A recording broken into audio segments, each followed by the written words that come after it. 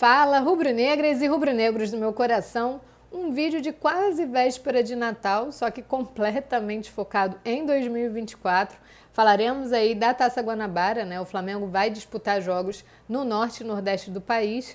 Também de propostas que o Flamengo deve receber por 2 zagueiros do atual elenco.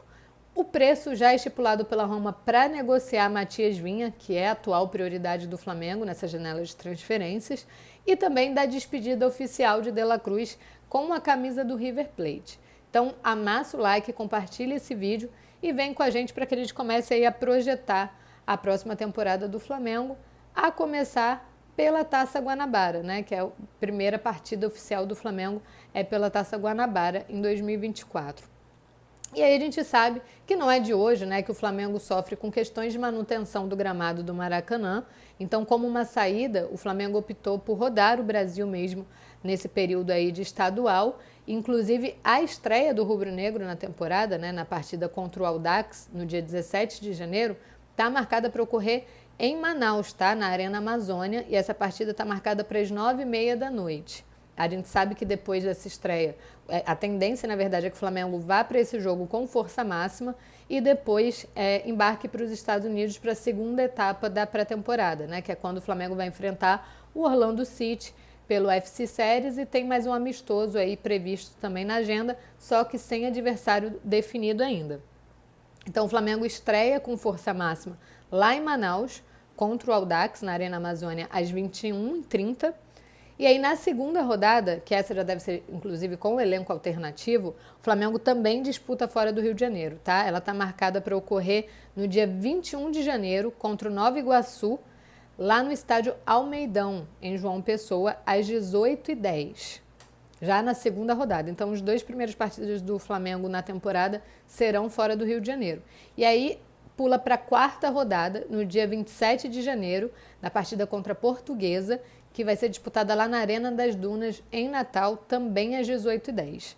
Essas são as 3 partidas já confirmadas do Flamengo fora do Rio de Janeiro. Então, só para recapitular, para a galera, para o rubro-negro off-Rio, né, que quer acompanhar o mais querido, quer ter oportunidade, ou que mora nessas regiões ou próximas e quer ter oportunidade de acompanhar o mais querido em 2024, ó, estreia contra o Audax na Arena Amazônia, em Manaus, dia 17 de janeiro, às 21h30. Segunda rodada, dia 21 de janeiro, contra o Nova Iguaçu, no estádio Almeidão, em João Pessoa, às 18h10. E a quarta rodada, dia 27 de janeiro, contra a Portuguesa, na Arena das Dunas, em Natal, também às 18h10. Então já deixa aí anotadinho. Conforme for se aproximando das datas, traremos aqui mais informações sobre a venda de ingressos para vocês, beleza? Agora vamos falar da despedida do De La Cruz do futebol argentino. Ele disputou ontem, na sexta-feira à noite, sua última partida oficial com a camisa do River Plate. Inclusive foi campeão do Troféu dos Campeões da Argentina, né? O River venceu aí o Rosário Central por 2-0. E depois do jogo, o De La Cruz acabou dando pistas, né? Ele não confirmou a sua negociação com o Flamengo, mas ele oficializou a sua despedida, a sua saída do River Plate. E aí ele fala com a imprensa, né, com a ESPN local, que ele sai no melhor momento da sua carreira, que foi uma decisão extremamente difícil para ele, porque ele passou 6 anos e meio no River, né, então não foi fácil, mas que ele sentia dentro dele que ele tinha que mudar de ares, e essa foi uma das maiores motivações para que ele, enfim, para que ele aceitasse essa transferência do futebol argentino para o futebol brasileiro, apesar de não confirmar a negociação com o Flamengo. Eu trouxe aqui aspas para vocês, mas vale a gente destacar antes que o Flamengo ele tinha como intenção anunciar o De La Cruz antes do Natal, né? Mas isso não vai ser possível, tá? De acordo também com o Vene Casagrande, a negociação, ela tá... Em que pé que está a negociação com o De La Cruz para que seja oficializado o jogador do Flamengo? O Flamengo vai passar esse dinheiro ao De La Cruz, que vai repassar à AFA e que aí, a partir disso, esse dinheiro chegará na mão dos clubes que têm direito do jogador. Então, esse processo não vai acontecer antes do Natal, até porque amanhã já é véspera, né? Depois de amanhã é o Natal. Então, a tendência é que ele seja oficializado antes do ano novo, tá? Mudou um pouquinho a meta, mas é jogador do Flamengo. Aspas. Espero poder voltar um dia porque me sinto em casa. O River Plate é uma família e sempre me fez sentir assim no clube.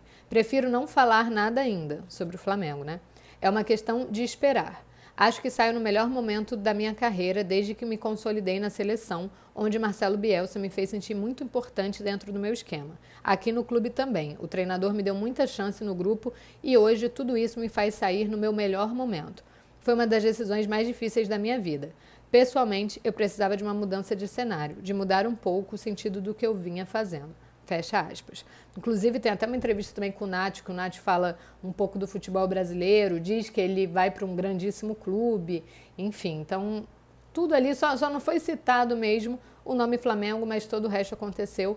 O De La Cruz agora já se despediu do River Plate e a próxima camisa que ele vai vestir é a do Flamengo. É só questão de detalhe mesmo de dinheiro, né? Repassar e tal, depois oficial, De La Cruz, jogador do Flamengo. E aí, pulando para o que o Flamengo planeja que se torne jogador do Flamengo, né? Para o que está aí avançando. Ainda é uma novela, mas há um otimismo para que se torne jogador do Flamengo e estamos falando do lateral esquerdo Matias Vinha, que inclusive vem para uma posição de extrema carência no elenco do Flamengo, né? O Flamengo só tem agora o Ayrton Lucas de ofício nessa posição, com a aposentadoria do Felipe Luiz, e é justamente a prioridade do Flamengo no mercado. Então, a tendência é que o Flamengo fique em cima para conseguir concretizar essa negociação. E aí, para isso, vai precisar de paciência, né? De paciência, até porque a Roma já estipulou o valor para negociar o lateral, ela quer ir pelo menos, ela pede, né, na verdade, 10 milhões de euros, tá? Que equivale a 53,5 milhões de reais, e esse valor aí é medido já para manter a austeridade do acordo de compensação da UEFA, né? Que eles respeitam isso depois aí da infração de fair play financeiro. Então, esse é o valor que a Roma estipulou para negociar o Matias Vinha. A Roma também não deve complicar muito essa negociação, mas ela trabalha com esse valor aí estipulado. O Flamengo, a ideia do Flamengo é trabalhar com paciência para tentar encontrar um denominador comum, né, entre as partes aí, que agrade os dois lados e que o Flamengo também consiga fazer esse pagamento de forma parcelada. A gente já noticiou que houve um acordo entre o Flamengo e os representantes do jogador, né, junto com o jogador, claro, já dos termos contratuais, então base salarial, tempo de contrato, tudo isso já está alinhado com o jogador e agora é mais essa questão mesmo de trabalhar na paciência junto ali dos italianos para tentar achar um denominador comum.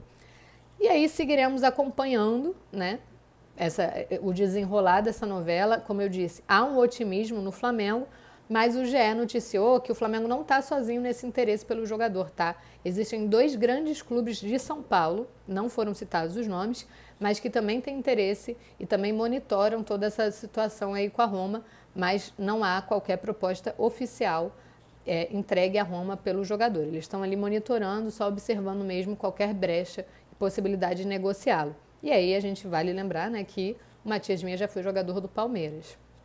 Então pode ser um dos clubes interessados. Mas é isso, seguiremos acompanhando, né? A gente já sabe que ele, apesar dele ser titular no Sassuolo, se a Roma decidir vendê-lo, ela vai ter que pagar aí uma taxa para o Sassuolo, mas o empréstimo não seria qualquer imbróglio ou imprevisto nessa possível negociação. Agora, falando em negociações, o Flamengo deve receber propostas por 2 jogadores que estão aí no radar de 2 clubes diferentes, 2 zagueiros, na verdade, que estão no radar de 2 clubes diferentes. O primeiro é o Léo Pereira, né, que está na mira aí do Olympiacos da Grécia, então o futebol europeu tem monitorado o Léo Pereira, o Rodinei já está lá, inclusive o empresário do Léo Pereira é o mesmo do Rodinei e mantém uma boa relação com o Olympiacos aí. O Júlio Miguel Neto, né, o nosso companheiro de profissão, noticiou hoje que o Olympiacos acena aí com uma proposta boa para oferecer para o Flamengo pelo jogador, tá? Que seria mais ou menos um valor inicial de cerca de 7,5 milhões de euros para um contrato por 4 anos com o jogador, tá? O Vene Casagrande deu uma informação que conseguimos confirmar que o Flamengo não deve aceitar negociação por menos de 8 milhões de euros, que daria mais ou menos 42 milhões de reais. Nós conseguimos confirmar essa informação. A intenção do Flamengo é realmente conseguir cerca aí de 8 milhões de euros para negociar o jogador, né? A proposta inicial, que foi dada aí pelo Júlio Miguel Neto, a proposta inicial do Olympiacos tá ali na margem, e aí a tendência é que essas 2 partes ainda comecem a conversar para entender qual a possibilidade de negociar o Léo Pereira, que inclusive não é a primeira vez que recebe aí propostas de fora do Brasil, né? Ele tem contrato com o Flamengo até dezembro de 2027, foi titular, né, nas grandes conquistas aí de 2022, em 2023 também era o zagueiro titular ao lado do Fabrício Bruno na maior parte dos jogos. Então é um jogador que o Flamengo tem até um certo interesse em negociar, caso ocorra uma proposta boa, mas também tem o interesse em manter, porque é um jogador que pode brigar ali por titularidade com outros, né? No caso com o Fabrício Bruno, com o Léo Ortiz, enfim. Mas não é só ele também que está na mira, tá? O Cruzeiro, que a gente sabe que está de olho aí no Everton Ribeiro, esperando o desenrolar da renovação ou não do jogador, também está mirando na possibilidade de contar com o Pablo, né? O Pablo, que aí, esse sim, ele é tido mais como reserva, ele não tem muito esse papel de titular no elenco do Flamengo. A gente sabe também que a ideia do Pablo é permanecer, né, no rubro-negro, para agora, com uma nova comissão técnica, quem sabe convencer o Tite que tem possibilidade de ser titular no plantel rubro-negro, mas o Cruzeiro tem estudado aí uma possibilidade de fazer uma proposta para contar com o zagueiro rubro-negro. Então é mais um jogador do Flamengo no radar do Cruzeiro, né, que já tem na mira o Everton Ribeiro.